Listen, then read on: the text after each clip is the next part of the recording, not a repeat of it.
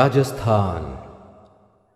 राजस्थान का नाम आते ही स्मृति पटल पर उभर आते हैं रेत के ऊंचे ऊंचे टीले, पानी के लिए बादलों को निहारता जनमानस, अकाल से लगातार संघर्ष करता लोक जीवन, और साथ ही याद आते हैं यहां के प्रबल योद्धा और वीर, राजस्थान के स्वाभिमानी लोग।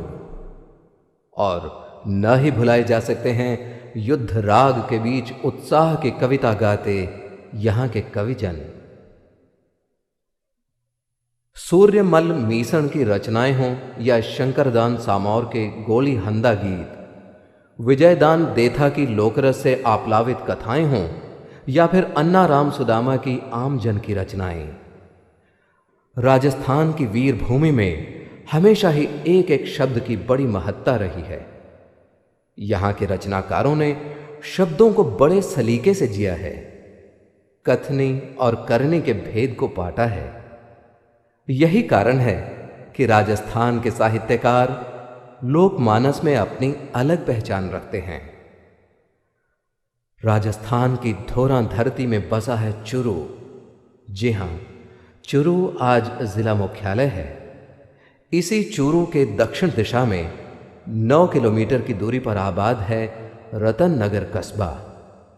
विक्रमी संवत 1917 में स्थापित यह कस्बा आज भी अपनी अलग पहचान रखता है, और रखे भी क्यों ना जब यहां बैजनाथ पंवार जैसे सपूत पैदा होते हैं।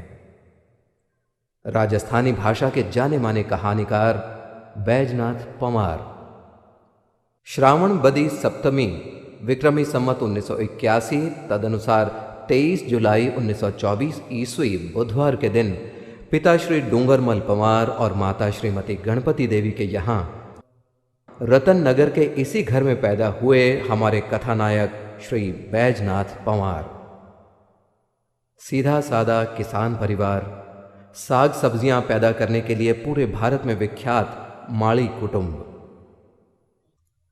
समय के सापेक्षिक बदलाव के कारण आज भले ही किसान की परिस्थितियां कुछ बदल गई हों, परंतु उन दिनों हर घर में चक्की चूल्हे के इर्द गिर्द गरीबी उधम मचाती थी, जीने के वास्तविक अनुभव सिखाती थी।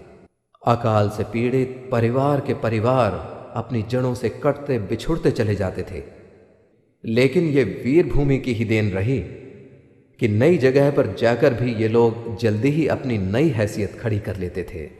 संवत 1956 बड़ा भयंकर अकाल था। उस समय मेरे दादोजी टाई से उठकर रतन नगर में आ गए। रतन नगर में आने के थोड़े दिनों बाद उनका स्वर्गवास हो गया। लेकिन जिस स्थान पर हमारे झोपड़ी बांधी थी वो शहर में सबसे उच्च स्थान पर है। मेरी दादी जी वहीं की बेटी थी, रतन नगर की कटारियों की बेटी थी, तो नानेरा भी उनका वहीं था। उन सब का प्रभाव मुझे पड़ा। मेरे पिताजी उस समय दादोजी का स्वर्गवास हुआ 4 वर्ष के थे। दादोजी ने पाड़ा पोसा, मेहनत मजदूरी करके हमारा खास काम कृषि का, गोपालन का वो धंधा था। तो बड़ी हमारी आर्थिक स्थिति कमजोर थी, लेकिन उस समय भी किसी तरह से उन्होंने मुझे पानी पीसना करके 2 अक्षर सिखाए। यहां गरीबी भले ही दामन थामे रही, लेकिन संस्कारों में सत्कार्य सदैव सिरमौर रही हैं। वीरत्व की प्रशंसा और उसका सम्मान राजस्थान के लोगों का एक शगल है। एक दिन पिताजी ने जगदेव गंगाली का ख्याल देखा। आर्थिक स्थिति बड़ी कमजोर थी, लेकिन जगदेव कुमार का नाम आया।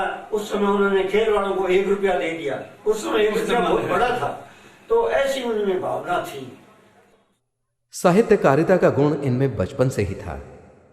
श्री बैजनाथ पंवार ने रतन नगर की अपनी पहली पाठशाला मिडिल स्कूल में खड़े नीम के पेड़ और बूढ़े चपरासी खूबदास को लेकर बाल्यकाल में ही सृजना कर डाली थी।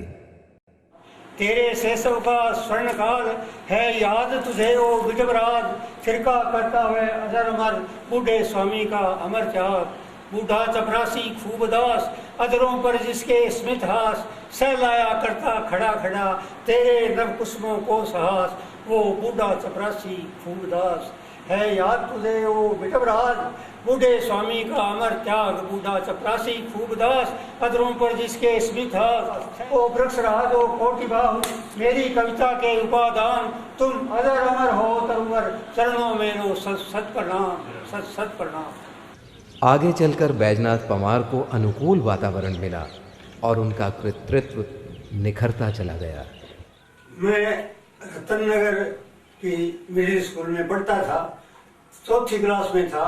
उस समय ही राजस्थानी के कई नाटक मुझे देखने पढ़ने को मिले, उससे मुझे बड़ी प्रेरणा मिली, राजस्थानी के प्रति मेरा प्रेम हुआ। उधर सन 1941 में या 40 में चंद्र सिंह जी बिरकाड़ी की पुस्तक निकली, उसका नाम बादली था। वो बादली मैंने पढ़ी, उससे मुझे बड़ी प्रेरणा मिली और राजस्थानी के प्रति मेरा प्रेम बढ़ता गया। डूंगरगाड़े से आए हमारे एक अध्यापक ने राजस्थानी के बारे में नरोत्तम दास जी स्वामी, सूर्य शंकर जी पारीक और राम सिंह जी के बारे में बहुत कुछ बातें बताई। इससे मुझे राजस्थानी में बड़ी प्रेरणा मिली और राजस्थानी के प्रति मेरा मोह हो गया। सन 41 में मिडिल पास करने के बाद मैं सरदार शहर के मेरा वहाँ से आचार्य गौरीशंकर जी मुझे सरदार शहर की नहीं बीकानेर स्टेट की सुप्रसिद्ध संस्था पब्लिक लाइब्रेरी सरदार शहर में मुझे लाइब्रेरियन के पद पर नियुक्ति दी। वहाँ मैं 3 वर्ष तक रहा। वहाँ जितना साहित्य उस समय मौजूद था वो मैं सब पढ़ गया, उससे मुझे बड़ी प्रेरणा मिली। सरदार शहर में रहकर ही मेरा साहित्य जीवन शुरू हुआ। उस समय जितना पढ़ना था वो पढ़ा और लिखने की प्रेरणा भी उसी समय मुझे मिली। सन 50 में किशोर कल्पना कांत रतनगढ़ ने ओढ़ना शुरू किया और उसी समय रावत जी सारस्वत ने जयपुर से मरुवाणी का प्रकाशन शुरू किया। तो उन दोनों पत्रों से मुझे बड़ी प्रेरणा मिली और उन दोनों में मैंने लिखना शुरू किया। मेरी पहली कहानी एक लाडेसर दोनों में निकली। कहानी में मेरा ज्यादा प्रभाव इसलिए रहा कि मैंने प्रेमचंद को पढ़ा था, बहुत कुछ पढ़ा था, उनका सारा साहित्य मैं पढ़ गया था। तो प्रेमचंद ने हिंदी में जो कुछ ग्रामीणों के बारे में, जो कुछ निम्न वर्ग के लोगों में, किसानों के बारे में जो कुछ लिखा है, उसी प्रेरणा से प्रेरित होकर मैंने राजस्थान के विशेष रूप से चूरू जिले के देहातों में कैसे लोगों की कठिनाइयां हैं, कैसे उनकी अव्यवस्थाएं हैं, शिक्षा की कमी है, पानी का अभाव है, पुराने रीति रिवाज उन्हें दबा रहे हैं, इस तरह की सारी कहानियां मैंने ग्रामीण क्षेत्रों में लिखी। ये सब प्रेमचंद जी से प्रभावित होकर उन्होंने जो कुछ हिंदी में लिखा है मैंने वो राजस्थानी में और यहाँ के धोरों में, यहाँ की धोरों की बस्ती में, यहाँ के ऊंचे ऊंचे टीलों में खूब घूमता फिरता रहा और ग्रामीणों के जीवन को मैंने बहुत नजदीक से देखा है, उनकी कठिनाइयों को देखा है, उनके दारिद्र्य को देखा है और उनकी भावना को देखा है मैंने। तो इस तरह से उनकी भावनाओं से प्रेरित होकर मैंने लिखा। 1943 में बीकानेर रियासत के अधीन सरदार शहर के गांव पूलासर के विद्यालय में श्री बैजनाथ पंवार अध्यापक बने। वहां श्री पंवार ने विद्यालय भवन की स्थापना में महत्वपूर्ण योगदान दिया। विद्यालय में निर्मित कमरे के बकाया 2200 रुपये चुकाने के लिए अपनी पत्नी श्रीमती रुक्मणी देवी के गहनों को दांव पर लगाने से भी वे नहीं हिचकिचाए। पूलासर, जय सिंह सर, अनूप शहर, निनाण, कामासर और खीवणसर गांव के विद्यालय श्री पंवार के भवन निर्माण के प्रयास की साख आज भी भरते हैं। शिक्षा की अलख जगाने, कुरीतियों को छुड़वाने और वृक्षारोपण के कार्यक्रम को संचालित करने में पंवार जी अग्रणी रहे। दानवीर भामाशाह की भूमि राजस्थान में आम जन भी दानी प्रवृत्ति के लिए विख्यात हैं। श्री बैजनाथ पंवार इससे अछूते भला कहाँ रहते। श्री पंवार ने अपने पुत्र के नाम की आवासीय भूमि पूलासर के राजकीय चिकित्सालय को समर्पित कर यश कमाया। वहीं अपनी जन्मभूमि रतन नगर में श्री पंवार सार्वजनिक निर्माण कार्यों में सदैव बढ़ चढ़कर भाग लेते रहे। सन 1956 में प्रकाशित जागृति परक पुस्तक अकल बिना ऊंट उभाणों से श्री बैजनाथ पंवार का कृतिगत प्रकाशन क्रम शुरू हुआ। आजादी के परवानों पर प्रकाशित नीम के पत्थर के माध्यम से श्री पंवार का योगदान कौन भूल सकता है। श्री बैजनाथ पंवार की रचनाएं अतुलनीय हैं। सन 1971 में उनका राजस्थानी कहानी संग्रह लाडेसर, सन 1972 में रतन नगर का संक्षिप्त इतिहास, सन 1974 में राजस्थानी कहानी संग्रह नैना खूट्यो नीर, सन 1999 में राजस्थानी कहानी संग्रह ओळखाण पुस्तकें सामने आईं।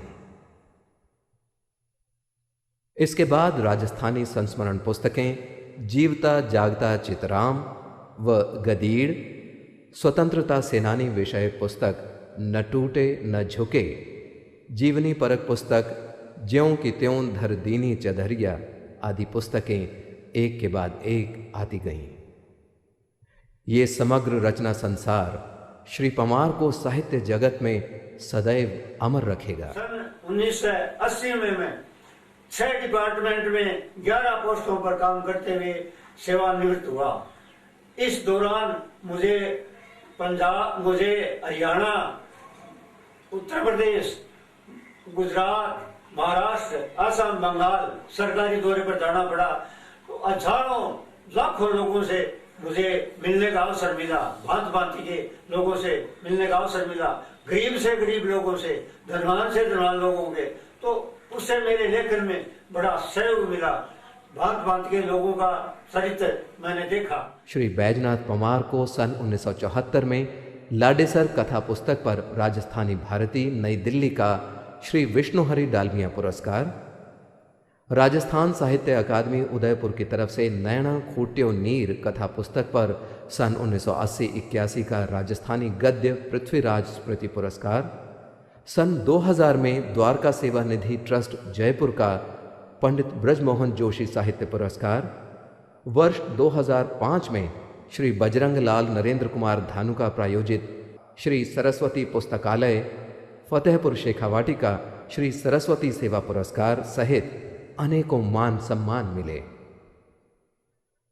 चूरू के नागरिकों ने 29 अप्रैल 2001 को साहित्यकार श्री बैजनाथ पंवार का नागरिक अभिनंदन कर एक अभिनंदन ग्रंथ समर्पित किया। सेवानिवृत्ति के बाद श्री बैजनाथ पंवार ने स्थायी निवास चूरू को ही बनाया और यहीं रहकर साहित्य साधना में लगे रहे हैं। श्री पंवार की राजस्थानी कहानियां आम जन की व्यथा कथा हैं।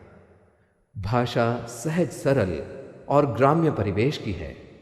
श्री पंवार की सीधी सपाट लेखन शैली के कारण राजस्थानी विद्वान डॉक्टर किरण नाहटा तो उन्हें राजस्थानी के प्रेमचंद तक कहने से नहीं चूकती। ऐसे गौरवमयी दैदीप्यमान नक्षत्र पर राजस्थानी साहित्य को सदैव अभिमान रहेगा।